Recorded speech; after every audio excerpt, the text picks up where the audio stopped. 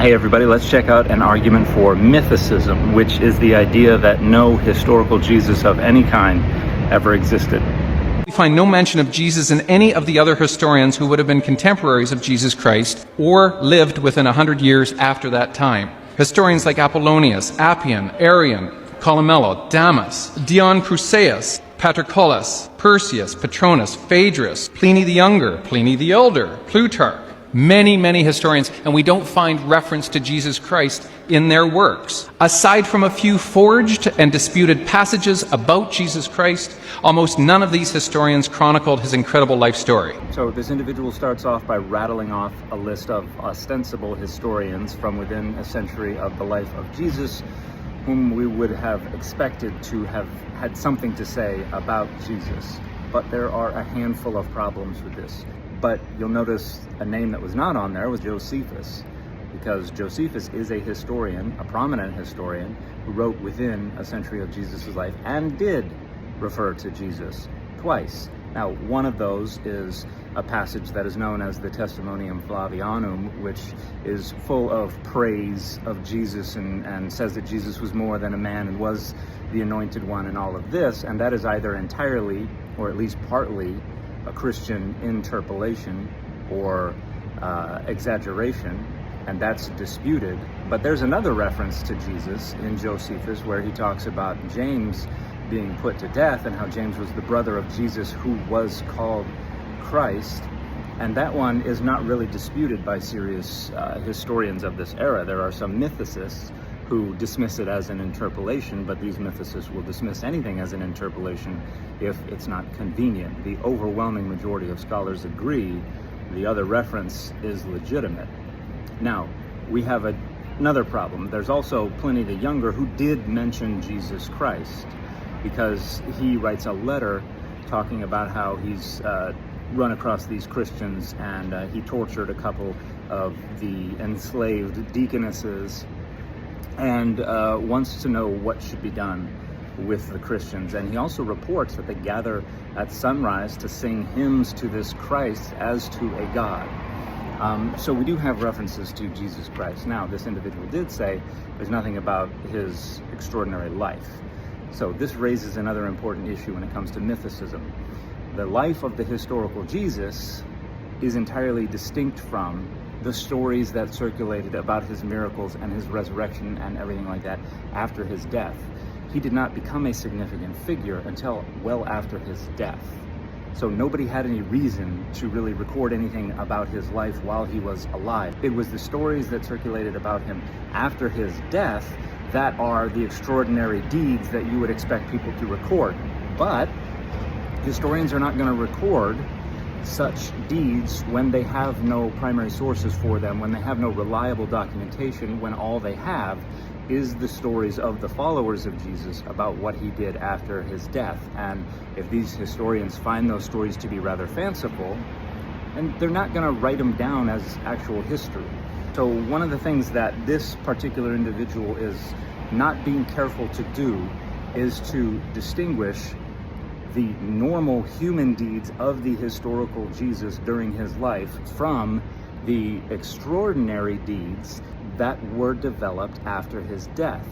Those extraordinary deeds that were developed after his death could be based on other traditions, could be modeled after other literary creations, could be all of those things, and could have absolutely no bearing whatsoever on whether or not a historical Jesus existed. So even if every last miracle and every last supernatural thing that is attributed to Christ was made up based on already existing patterns and already existing characters, that has no bearing necessarily on whether or not a historical Jesus existed. But even if we overlook that, the argument that is going to be provided here is based overwhelmingly on stuff that has just been entirely made up by scholars within the last couple of centuries. So what is more responsible for us to believe? One, that the historians who were to be contemporaries of the so-called man Jesus Christ all missed the biggest story in the history of humanity, or two, that there was no person named Jesus Christ for them to chronicle. I believe the latter is the far more tenable position to accept, given the paucity of historical chronicling.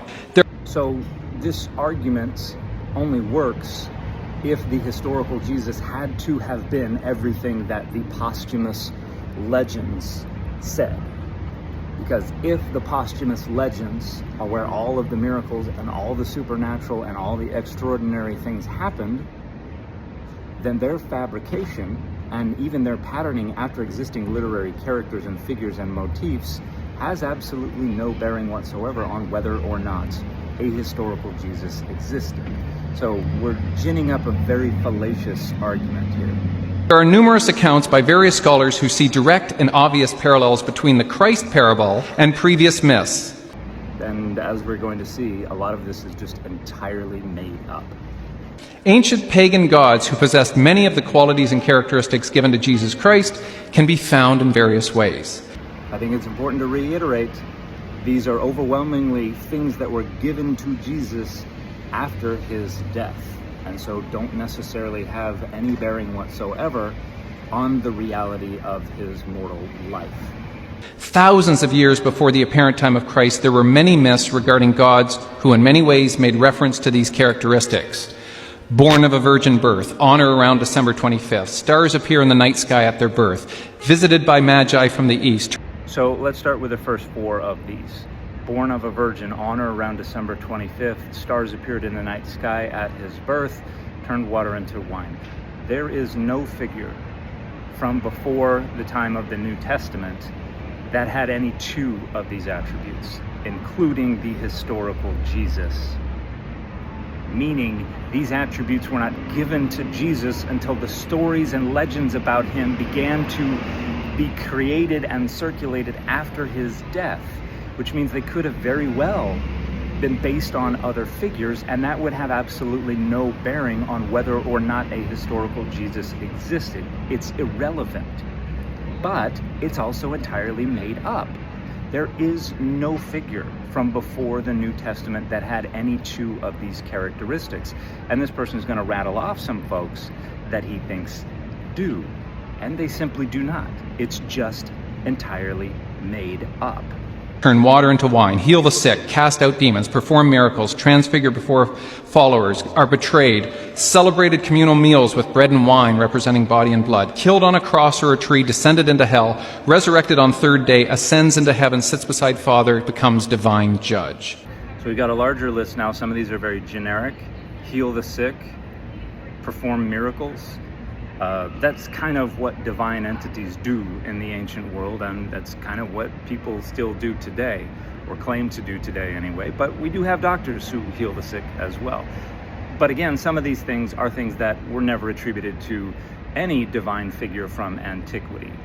Put to death on a cross, there was nobody who was divine prior to Jesus who was executed on a cross. And so this individual has to say, ooh, a cross or a tree. Sure, there are a couple of figures from antiquity who were put to death on a tree. The stories about those actually post-date the New Testament, and we're just imagining that maybe the traditions themselves predate the New Testament, but there's nobody who was crucified who was supposed to be a divine figure prior to Jesus. That's just made up. And I've heard a lot of people talk about Dionysius as someone who had this ritual consumption of bread and wine representing his body and his blood predating Jesus. I've never seen any documentation of that.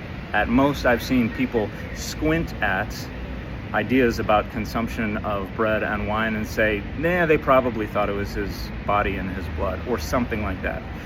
Turning water into wine, Dionysius replaced the water of a stream with wine to get a nymph that he wanted to have sex with drunk.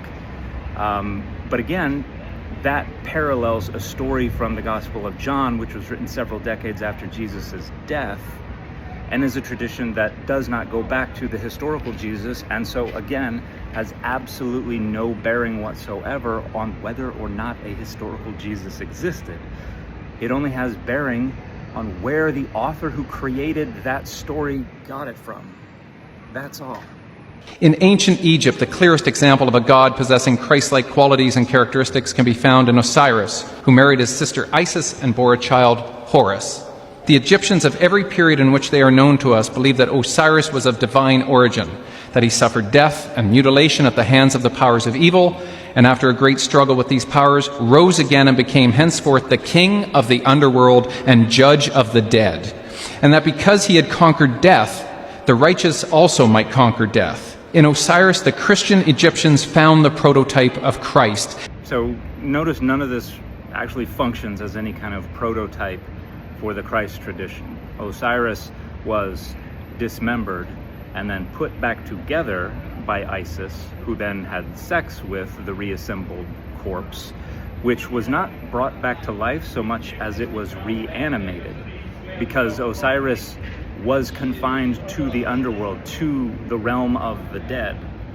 And when you look at attempts to, as this creator is going to do, point to dying and rising God motif and outdated 19th century framework as the same thing conceptually as death and resurrection, the dying and rising God motif is a geographical change, where it's not that they have died and come back to life. They have traveled into the underworld. They have gone from one place into another place, and then they have left the underworld back to the land of the living.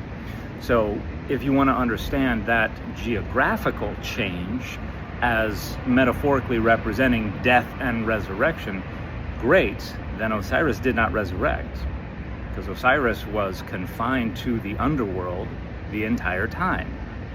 And so attempts to try to squint at this until the details get so fuzzy that they begin to overlap with the fuzzy details of the Christ tradition are rather silly, but then again entirely overlook the fact that all of these are traditions that developed after Jesus's death, and so have absolutely no bearing whatsoever on whether or not a historical Jesus existed. As the only things that we would say are part of the historical Jesus's life would be like having disciples and teaching.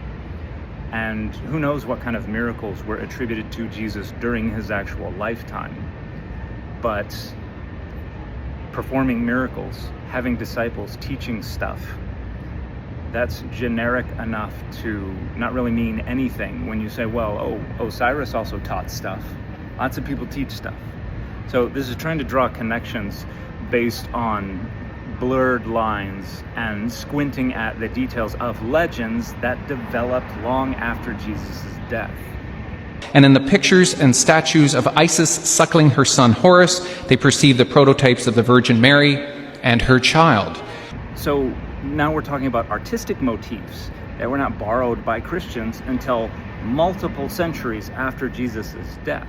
And we're saying that has some kind of relevance to whether or not a historical Jesus existed? Horus was born of a virgin, baptized in a river by Anup the Baptizer, who was later beheaded. Sound familiar? Yes, it does, because it's all made up to sound like Jesus' life. None of that is true of Horus. That's literally just made up. Tempted alone in the desert, healed the sick, the blind, cast out demons, walked on water, raised Asar from the dead. Asar literally translates to mean Lazarus. Horus had 12 disciples, was crucified. After 3 days, 2 women announced that Horus had been resurrected. Again, this is all entirely made up. None of this is true. This is literally made up. The only thing that comes even remotely close to being represented in any depiction or representation of Horus in antiquity is the notion that Horus had 12 disciples, which is a misreading of iconography that depicts Horus before 12 anthropomorphic figures with stars over their heads representing the 12 hours of the night. And the idea that these are Horus's 12 mortal disciples that he had during life is absolutely laughable. But you can see that people are twisting all kinds of data to turn them into things that sound like Jesus, even though they have absolutely nothing whatsoever to do with anything that Jesus ever did. And a lot of them are just straight up created out of thin air, entirely just made up. In ancient Greece, we see some of the characteristics in the Dionysian mythologies. Friedrich Hölderlin was among the first in the early 1800s to recognize parallels between the Greek god Dionysus and Jesus Christ, both of whom are said to have been killed and resurrected. So dying and coming back to life, or even being killed and coming back to life, is something that occurs in traditions from all over the world, all throughout time. That's generic enough to not demand some kind of genetic relationship between these different traditions. But a lot of the traditions associated with Dionysus, the ones where there do seem to be relationships with what's going on with Jesus, actually come from the 2nd and the 3rd and the 4th centuries CE, come from much later writings. Now, again, it is plausible that there are some traditions that have been worked into some of the Gospels and some of the other traditions about Jesus that used Dionysus or others as inspiration. For instance, the notion of Jesus having shoulder-length hair and a medium-length beard almost certainly is based on certain depictions of Greek gods, just like the notion of Jesus as the Good Shepherd in some artistic depictions in the 2nd and 3rd centuries are probably based on ideas about younger gods, such as Dionysus. None of that has any bearing whatsoever on whether or not a historical Jesus existed. It only bears on what kinds of templates and inspiration may have influenced the posthumous representation of the divine Christ, which again is stuff that happened long after the historical Jesus died, and so has absolutely no bearing on the reality of a historical Jesus. This is a classic mythological theme known as the dying and returning God archetype. So the dying and rising God motif originates in James Fraser's 1890 book, The Golden Bough.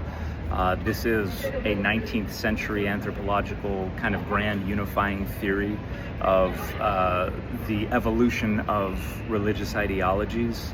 It squints at a lot of traditions until the details blur and run together, and then it draws a line around them all and says, this is all the same thing. And it has been entirely refuted by anthropologists and scholars of religion and cognitive scientists of religion and sociologists for decades and decades. It's really only kept alive these days by mythicists who find it useful for trying to rope Jesus into these other traditions. But again, traditions about entities, whether divine or human, dying and coming back to life are found in traditions all around the world, all throughout time. That's not unique or specific enough to indicate a direct genetic relationship. Most likely, the notion of Jesus coming back to life was the first legend that developed after his execution. And the fact that others also thought that humans and divine entities came back to life after death or traveled to the underworld and then traveled back to the overworld, none of this indicates that there was no historical Jesus. It just indicates that humans make up stories in similar ways for a variety of different reasons. Retreating to the dying and rising God motif is a wildly outdated and an academically weak way to try to argue that there was no historical Jesus. Other rituals which predate Christ include the eating of bread and drinking of wine, which symbolizes transubstantiation and is also found in Dionysian religion. And yet I've never seen any documentation of any such ritual in pre-New Testament Dionysian religion. People imagine that that's the case. People assert that that's the case. I've never seen any iconography, any text, any material remains that are best interpreted that way. But again, even if there was such an inspiration out there for the development of that ritual after Jesus' death, it would not necessarily have any relevance at all to whether or not a historical Jesus existed. Because I don't know any scholars who suggest that the historical Jesus himself said, "Eat this bread, drink this wine, this is my body and my blood." That, again, is a posthumous development. We also find similarities of Christ-like characteristics in the Greek god Adonis, the Egyptian Osiris, the Semitic Tammuz and Baal-Hadad, the Etruscan Netunas, and the Phrygian Attis, all of whom are deities of rebirth and vegetation. This isn't really supported by the data, but again, we're genericizing so that we can cause the edges of these categories to blur so that they can run together with the blurry edges of other categories. Krishna, 1,000 years before Christ in India, born of a virgin, was a carpenter, baptized in a river. That's all entirely made up. The Persian god Mithra, born on December 25th, performed miracles, resurrected on the third day, known as the Lamb, the Way, the Truth, the Light, the Savior. The only thing that was just mentioned that was not entirely made up was the association of Mithras with December 25th, which really first enters the written record in the late 3rd century CE. Again, these are traditions about Jesus that don't even go back to the historical Jesus. Some of them don't even go back to within a century of the life of the historical Jesus. So the notion that even the borrowing from these other traditions, if they actually had been borrowed from those traditions, if those traditions actually had these details, wouldn't even bear on whether or not a historical Jesus existed. There are many more parallels between pagan gods and Mediterranean and Asian myths, which include Attis, Baal, Bacchus, Balder, Bedru, Buta, Davatat, Glycon, Heracles, Hermes, Odysseus, Orpheus, Romulus, and Zoroaster. And every last one of them is either equally as irrelevant or equally as entirely made up.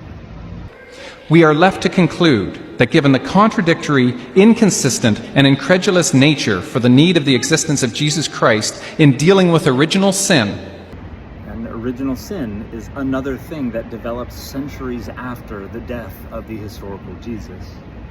the glaring paucity or lack of historical reference of Jesus Christ outside of the Gospels, and the obvious parallels between the characteristics of prior myths of pagan gods and the attributes of Jesus Christ, the most responsible position to take is that the man Jesus Christ, believed by Muslims to be a great prophet and by Christians to be the Son of God, never in fact existed at all.